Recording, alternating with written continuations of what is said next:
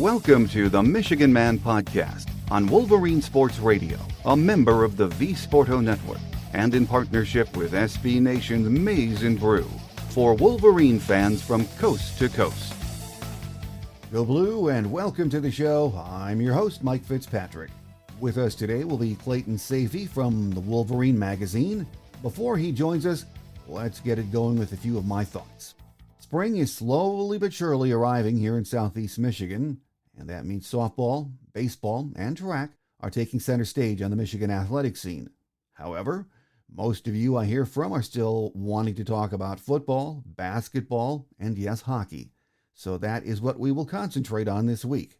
The spring game is in the books. It was fun to watch, even if it didn't answer many questions about this team and how they'll look in the fall.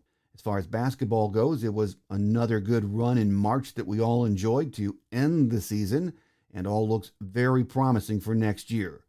Of course, in the news this week were stories about Juwan Howard emerging as a candidate for the Lakers opening. I think the opportunity to coach his two sons will keep him right here, at least for the foreseeable future.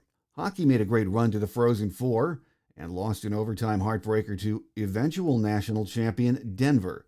And I know we had a lineup that featured 7 first-round draft picks, but they were young, and in a single-game elimination tournament, you need some luck too. My guest today joins me with his thoughts on all of that and more. Clayton Sayfie from the Wolverine Magazine is up next on this week's Game Day segment, so stay with us.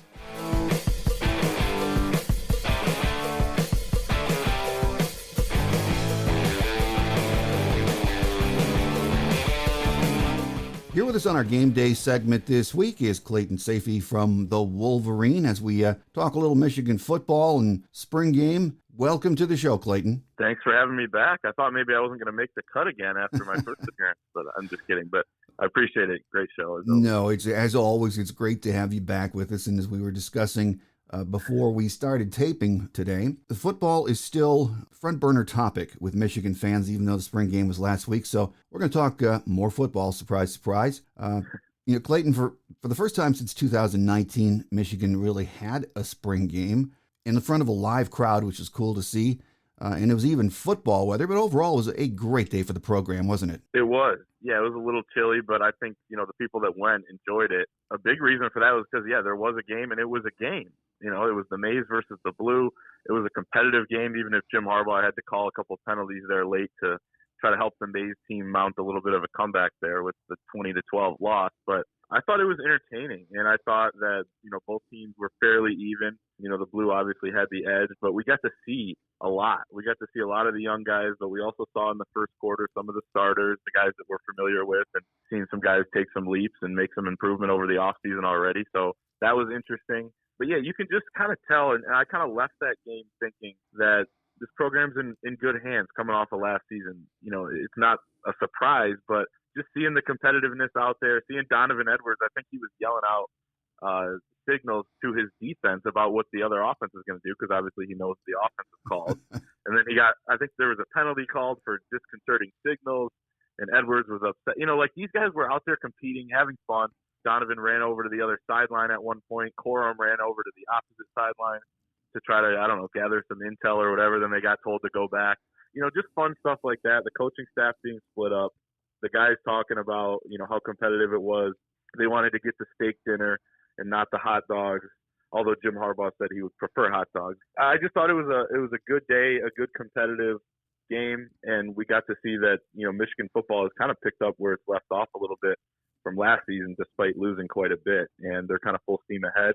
They finally have that momentum. It feels like in years past, every year at the end of the year, it's kind of a fizzle out, and then it's so much unknown throughout the off season. I feel like this year it's a better feeling around there for sure. Well, one of the interesting or weird things about the game was Cade wore white and played for the Maize and Blue team. He didn't really look sharp, but he doesn't have to. He was somewhat limited, wasn't he? He was. 4 drives for him, and I thought it was unfortunate that he seemed to be facing quite a bit of pressure on his dropbacks, and he went 1 for 3. And then he didn't get any help from the run game when he was in, although the run game right after he was in there picked up a little bit. Blake Corum ripped off a couple runs. So I thought it was just kind of one of those things when it's such a small sample size. He could have gone out there and led, 2 touchdown drives or, what happened could have happened, and that's what happened, obviously. So I didn't take much of it. I know a lot of people, there's some people out there, and I think this is more the vocal minority, but they're kind of in one camp or the other when it comes to J.J. McCarthy or Cade McNamara. So I saw a few people that were saying, oh, there's Cade, he hasn't gotten any better. It's like, man, he's practiced 15 times this spring. We got to see, what equates to 1/8 of a practice, or, probably less than that. So we don't know. From everything we've heard, he's gotten better. He spent his spring break working out in California. So this guy's serious. I think he has improved. And, it's tough to glean that. But, yeah, he said since he didn't lead a couple touchdown drives, he ate the hot dogs afterwards. So I thought that was kind of fun, too. Well, spring games usually, don't have too many surprises, but the play of walk-on quarterback Davis Warren was surprising to me and very impressive, wasn't it, Clayton? It was. This is a guy that they've been talking about throughout the spring, and they said don't count Davis Warren out, in this race. And it's kind of one of those things because Jim Harbaugh sets the tone where he likes to name all these different guys, right? Even walk-ons at times throughout the years. And you don't know, how much of it is just him trying not to single guys out or how much of it is legit.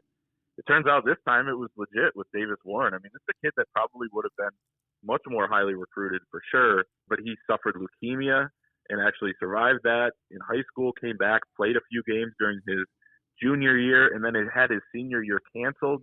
So he hasn't played a lot of football in a while, but all the guys afterwards said it was no surprise to them.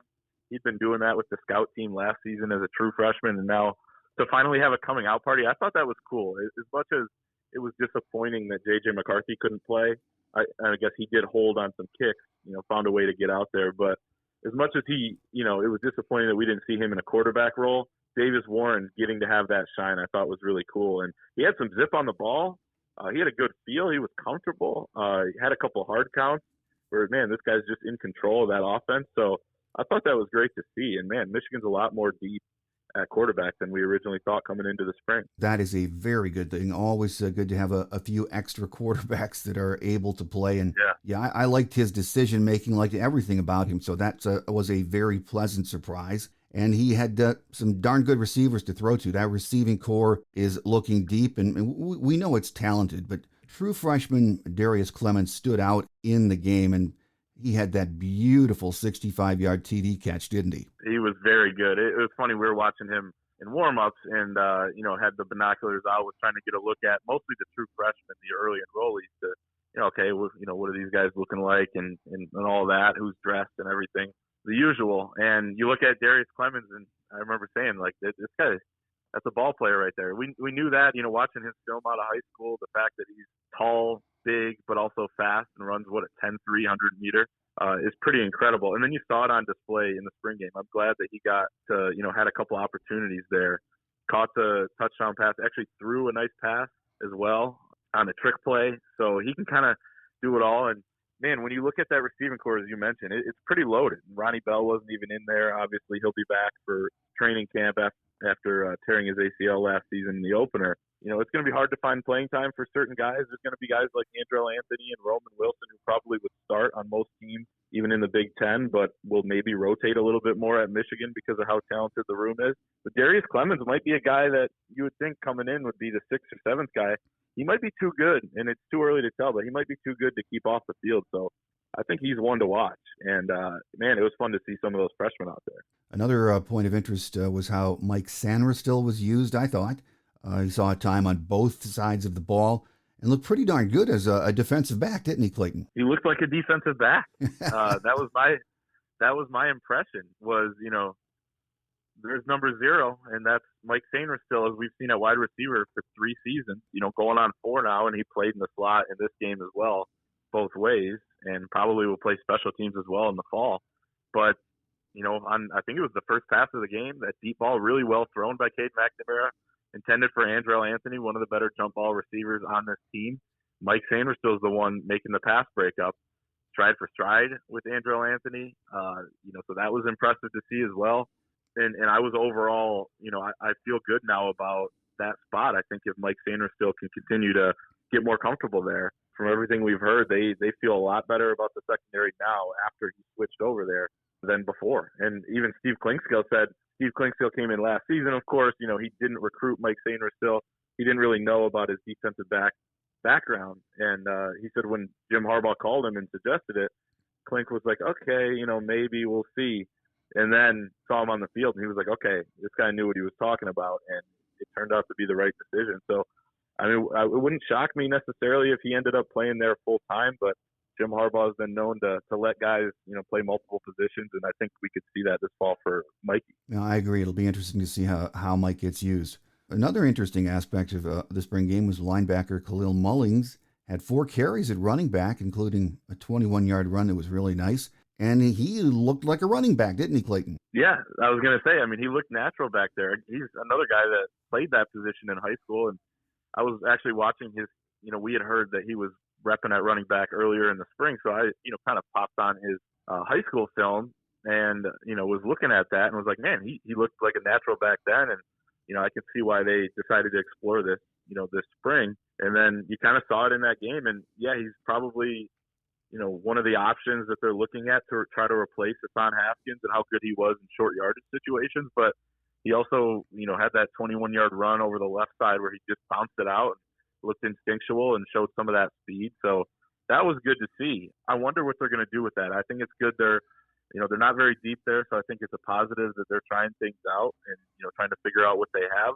I still think Donovan Edwards could be a guy that can run between the tackles for you. I still think we've seen it with Blake Corum as well, although, he's much better on the edge, but when you need him to, he can run between the tackles. So it'll be interesting. And I think Tavier Dunlap at running back too, he showed some good things as well. So there's some options there. I know, people were a little panicked when they didn't get the transfer from Arizona State, who ended up going to Ohio State, a bigger back. But I think Michigan has some good options on their own roster. And we saw that with Khalil Mullen. Absolutely. And you mentioned Tavier Dunlap. Most action we've gotten to see, most carries, 18 carries, 73 yards. All in all, the running back room is still in good shape, isn't it? It is. I'm actually writing something today that's going to come out later about what we learned about the running backs during this spring. And one of the takeaways is that the guys at the top, Donovan Edwards and Blake Corum, have just improved on their games.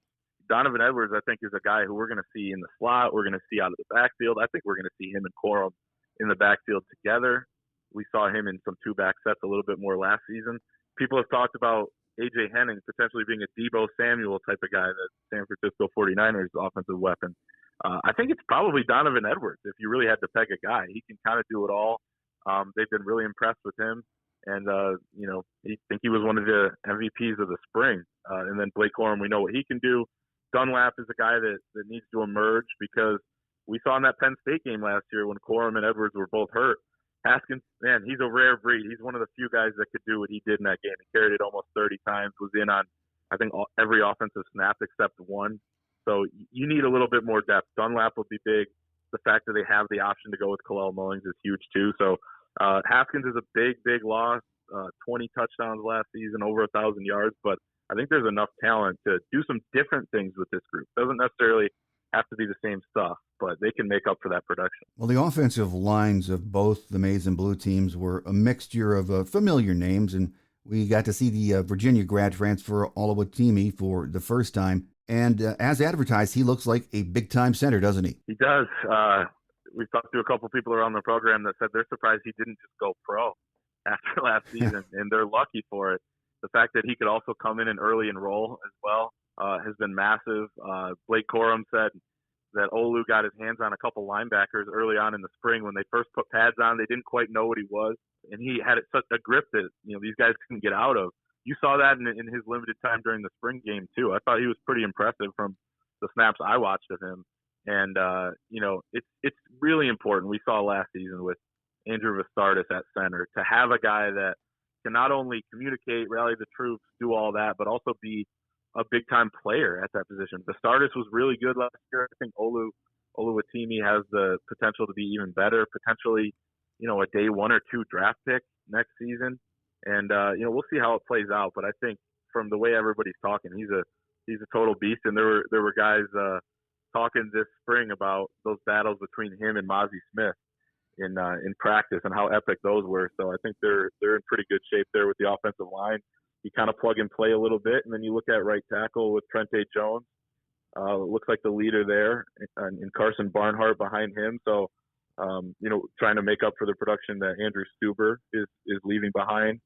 So I think they're in pretty good hands there. And with Sharon Moore, what he proved to be as an offensive line coach last season, I think you should feel pretty good about what Michigan has in the trenches. Well, over on the defensive side, I was focusing on that defensive line to see what we had. It seems like people, once again, just like last year when we were heading into the offseason, are worried about the defensive line, especially filling the shoes of Aiden Hutchinson and Ojabo. Are we still, or should we still be concerned about that? I think concerned is a fine word to describe it. I don't think people should be worried or scared or anything.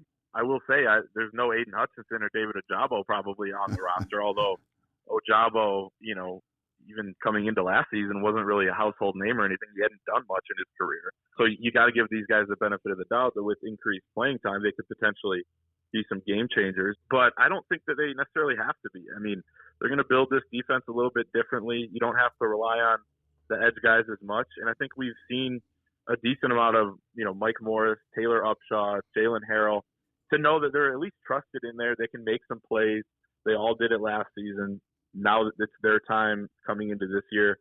So I would say concerned is fair. I mean, you should be concerned. People say, oh, are you worried about this game or that game? I'm thinking, man, I'd be worried about every game. I mean, you want to win them all. You want every position to be really solidified. I think concerned is fair, but at the same time, there's some good guys there. And then the guy I didn't mention, Derek Moore, another early enrollee. He's another guy that looked the part, and he made some plays as well. He was living in the backfield on a few snaps in a row, and I think people should be excited about him. He's kind of like Darius Clemens to me, where he might just be too good to keep off the field. Well, in the secondary, we got to see true freshman Will Johnson, and it looks like he is going to be in the mix for playing time in the fall, doesn't he, Clayton? Yeah. Talking to Jesse Minter earlier in the spring, he said Will Johnson had missed some time a little bit with a minor injury during the spring, so he only practiced 5-6 times. But Jesse Minter had a press conference mid-spring and said they've basically, in so many words, they've seen enough of him to know he's going to be able to compete at this level right away, and he'll play from day one. So that kind of tells you all you need to know. And then you see him out there and how comfortable he looked. He was moving, at the right speed. He looked smooth out there. I saw him in high school a couple times in person, and it felt the same where, he's just able to acclimate. He didn't have many balls thrown his way, but I thought he had good coverage, down the field. I will say this, that some of the quarterback throws, especially from Alan Bowman and Alex Orji, they made the defensive backs look a little bit better than maybe they are, but I think Will Johnson looks like a guy that belonged in there. And you don't feel too bad about cornerback with him in the mix either. Jamon Green is there. He has a lot of experience. DJ Turner is probably the best player at that position after kind of breaking out in the second half of last season. So I think people should feel pretty comfortable there that you have three viable options. And, we talked about Mike Sainer still at nickel. I think Will Johnson's a kid who could also play there as well.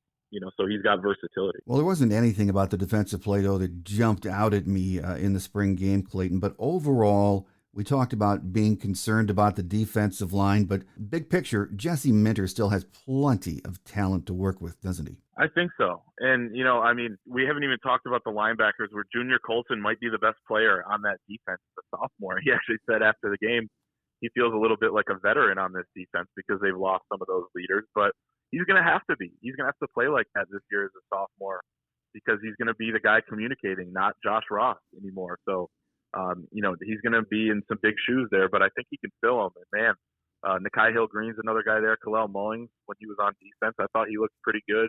Even Joey Velasquez stepped up. So the linebacker spot is pretty strong. The interior defensive line is stronger than probably in terms of depth than I thought it was going to be coming into the spring. Mozzie Smith is that proven guy at nose tackle, but we saw a really good play out of Mason Graham at the nose tackle spot, the early enrollee freshman out of California, who I thought was a hidden gem as a recruit as well. We saw, some good play out of George Rooks at defensive tackle, out of Rayshon Benny, out of Chris Jenkins. So there are some names there that I think that can step up. And, just because Michigan had those veterans last year that we all knew their names, right? And we all knew how they played and everything, and you could count on them. It doesn't mean there's not guys ready to step up and be those guys next. It doesn't have to be a number one overall pick like Aiden Hutchinson, but if you can piece enough guys together, Jesse Minter is a really smart guy. I think he can figure some things out and kind of mask maybe some of the weaknesses and play to their strengths more like they did last season with Mike McDonald, then I think they should be just fine. Well, Clayton, were there any other players, offense, defense, anywhere on the field that we haven't mentioned that made a favorable impression on you? Yeah, I would say there were two guys in the secondary that we hadn't seen. They're veteran guys that we hadn't seen a lot of throughout their careers, but they stuck out to me. And that's Quentin Johnson at safety and Jalen Perry at corner. I mean, they're both, I think they're both in their fourth years now going into it and hadn't played much, but they looked comfortable in the back end. Jalen Perry had a pass breakup. Quentin Johnson was really moving sideline to sideline, was around the ball all the time. He got the start, because you're looking at Rod Moore being hurt right now, so it opens the door for some of these guys to get more reps. I was impressed with those two guys, so it kind of made me feel a little bit better about the depth Michigan has in the secondary. But, man, I mean, I was impressed with a number of guys. Mason Graham, I already talked about him, but I really thought he looks ready to potentially play this fall. Overall, that defense, you should feel better about it maybe than we originally thought. The offense, there's just going to be a lot of playmakers. I wish we saw a little more of Andrew Anthony and even Donovan Edwards and Blake Corum. I understand why we didn't, but, I think those guys, they showed a couple flashes, and then, wish we could have saw more of them. But I think, I think there were quite a few guys that could have, with the reps, really made an impact in that spring game. Well, spring games, as we know, are fun for the players and the fans, especially when we haven't really seen one in the last couple of years. But we usually don't learn much about the team from these games or scrimmages, whatever you want to call them. But the players, I thought, really seemed to be enjoying the day. I thought Jim Harbaugh was really loose and having a good time, which is not always the case when you're watching Jim. There seems to be a very positive vibe with his team and a lot of energy surrounding the program. I mean, coming off last year, you beat Ohio State, you win the Big Ten championship, you get into the playoffs. It seems to have done wonders for the psyche of everyone involved with Michigan football, doesn't it? It does. I mean, Jim Harbaugh, had the NFL flirtation early on in the offseason. I think that kind of, there was this perception that it stalled momentum or whatever. And, maybe there's some merit to it. And then we talked to him before the spring, and he said, that some people were describing our offseason as tumultuous. Well, if having a lot of momentum, working really hard, and having, a lot of talent is tumultuous, then they'll take it. It's kind of interesting. And then you think about what maybe the Jim Harbaugh whole situation would have done. Did guys stop working out because he was, potentially going to interview for these jobs? Did, the other coaches stop hitting the film and doing all the things they're supposed to do? I don't think so. So I think once he came back, it was kind of a weight lifted off all their shoulders, including him. We saw him a little bit looser at his press conference that he gave at the beginning of spring. He was actually milling around for the first time I've seen afterwards, talking to people and taking suggestions on where they should go for their up north trip, this summer with the team. So I do feel like there's a good vibe around there. And Jim Harbaugh used the word scary good. They should feel good about themselves after last season, despite the way it ended in the Orange Bowl. You should kind of pick up where you left off. The offense is bringing it back just about everybody. You have so many weapons. You have two quarterbacks that have proven to be capable. And then, as we talked about, there's more talent on the defense than maybe meets the eye at first. So you should have the momentum and go into the spring and summer and feel good about this team heading into the fall. I think the schedule sets up pretty nicely when you look at that for Michigan as well. 4 straight home games against pretty light competition before you go to Iowa. You get Michigan State, Penn State at home. So it sets up to kind of be this 2-year window for Michigan coming off of the Big Ten title last year. And I'll say this, Mike, when we talked, what was it, last summer? We felt a lot different about this program and team than we do now. So it's amazing what the last 12 months have brought, and really the last 9 months, because we still had no clue heading into, the midway point last season. So it's pretty amazing. And I think Michigan can just build up from here. Absolutely. I think fans, that would be my conclusion when I talk to fans. Just, hey, relax. This is going to be okay. It was a great spring. We're going to roll into summer and then fall practice on a very positive note. We've got plenty of talent. Don't worry about it.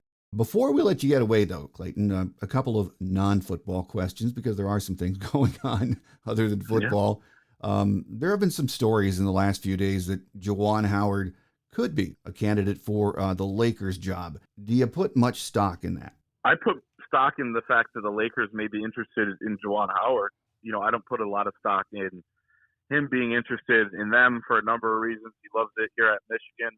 Obviously, this was a weird year this past season, and he got suspended and everything else. But he's got two sons that are going to be on the team next year. Jace is a junior. Jet, top 50 recruit, coming in as a freshman. He wants to coach those guys. That's been his plan really since he's got here, and I don't think that's changed at all. And then you see, and these are credible reporters. I think it's more from the NBA side, though. Shams Charania from The Athletic reported that he will likely emerge as a candidate in the coming weeks.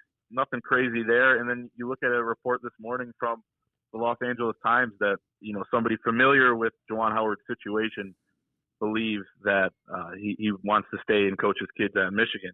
And I don't think that's any surprise to me, to you, to the Michigan fans out there, although it's probably a little reassuring. He shot down some of these rumors in the past. I wouldn't be surprised if he does that, if more rumors come up this offseason. But I'm really low on the worry meter when it comes to Juwan Howard at Michigan, at least this year. I think he wants to coach his kids. I think he wants to do something. He wants to win a national championship here. And I wouldn't rule out him leaving for the NBA at some point, but he just signed an extension. I think he likes his situation. So, yeah, I wouldn't put too much into it. Well, hockey lost to Denver in the Frozen Four in overtime last week. And, with 7 first-round picks on the ice for us, you hoped it would be better. But in a single-game elimination, you get into overtime. That's what you get sometimes, isn't it, Clayton? It is. It was an exciting game. Yeah. And thought Michigan was potentially going to have them there in overtime. They played well. They had their chances. Tough turnover, and then obviously Denver took advantage. Denver did control, I thought, the flow of the game throughout, so it doesn't surprise you usually when that happens in hockey. Sometimes it doesn't amount to anything, but usually it finds a way to win out, and I think that's what we saw. That was a really, really talented Michigan team. As you mentioned, it's not going to be the same next year, although it will be very talented still. But it was also young, and I think we saw that, even in the NCAA tournament, even in the Quinnipiac game where they had some opportunities to blow that game as well. So Mel Pearson, I think, is doing a really, really good job with this Michigan team. He's loading them up with talent. And I think, it's probably not going to be as young in the future. And if he can continue to get talented guys that maybe stay a couple of years, he's going to have a shot at winning a national title like he did as an assistant. No, I agree. I saw a couple of stories, though, the morning after that game that, he has a contract that is being negotiated. And some writers were saying maybe Michigan should move in another direction, and which really puzzles me because he brought in all of this talent. Yeah, they didn't get there this year, but all in all, the program is in great shape with him, I think. Don't you? I do. I think it's a complicated situation when it comes to Mel Pearson with the ongoing investigation that they haven't found anything yet. I would guess, and that's basically the holdup. I don't think there's any performance-related issues with Mel Pearson. I mean, they've had 2 postseasons canceled now. Remember, last season they were going to play and they were down, I believe they were in South Dakota for that game, and it got canceled. And I know I talked to Mel Pearson on the phone before last season doing our hockey preview. He was still crushed about that, and it still motivated him coming into this year that, they wanted to, and not just him, the whole program, play in the postseason and prove what they can do. Frozen Four is pretty darn good, for sure. I know this was, national title or bust for a lot of people on the outside, but they did win the Big Ten tournament. They got to Boston for the Frozen Four, so I think they still did quite a lot. I think performance-wise, Mel Pearson's in a really good spot. We'll see what him and Ward Manuel come up with. I believe April 30th is the day that his contract expires. You could obviously go past that, and there's ways to get around that, but I do know this from people we've talked to. He really wants to be at Michigan. He's not trying to parlay this into an NHL job or anything like that. He loves it at Michigan. He wants to see this through and potentially retire here and try to win national championships, plural. So I think that's where it'll probably end up, although that investigation, which nobody really knows behind the scenes what's going on there, could potentially throw a wrench in it, although there's been nothing so far to point to that. Well, final question before we let you get away, Clayton. It's about women's basketball. Man, they put together a great season. Naz Hillman yesterday in the draft goes, I think, number 15. Coach Kim Barnes-Arico doesn't get a lot of attention. She deserves more, but what a great job she's done with the program up until this year, and then this year was phenomenal. They only had a few NCAA tournament wins before she got there, and now I think they've doubled their total or more. I don't know the exact number since she's gotten to Michigan. Last year, they make their first Sweet 16. This year, they make the first Elite Eight. They were competitive in that game against Louisville. had a shot, kind of ran out of gas, I thought. Louisville's the more talented team, but it's amazing what she's made this program and turned it into one of the best in the Big Ten. And that senior class with Naz Hillman, Danielle Roush, and the rest of the crew was just unbelievable. What they saw, and they came in wanting to change the program, turn it around, and they did it. It's not that often where you can actually be the ones that are saying that as you come in as recruits, like a lot of recruiting classes do for a lot of schools, and be the ones that see that change through. Naz Hillman, what a career! The first player in program history, 2,000 points, 1,000 rebounds. She's now the highest WNBA draft pick to the Atlanta Dream, at number 15 overall, highest in Michigan history. So congrats to her. And this program's just on the up and up. We saw a lot of the young talent that played in that NCAA tournament run as well. Layla Falia, the freshman guard this year, I thought was really impressive, and she's going to have a bright future. You have Maddie Nolan, who was one of the top 3-point shooters in the Big Ten, coming back next year as a senior. Leah Brown as well. There's plenty of talent on this Michigan team. It's kind of like the football program where, yeah, you're losing a lot, but, man, the momentum, the amount of talent you have, the coaching staff, as you mentioned, with Kim Barnes-Arico, who just won her second Big Ten Coach of the Year award. There's so much to like about this program going forward. So with us today on our game day segment has been Clayton Sayfie from the Wolverine. Clayton, a pleasure having you on the show. And the next time we talk to you will probably be sometime in the summer as we are getting ready for the season. So as always, we thank you for your time and look forward to that next visit. I'm looking forward to it too. Thanks for having me.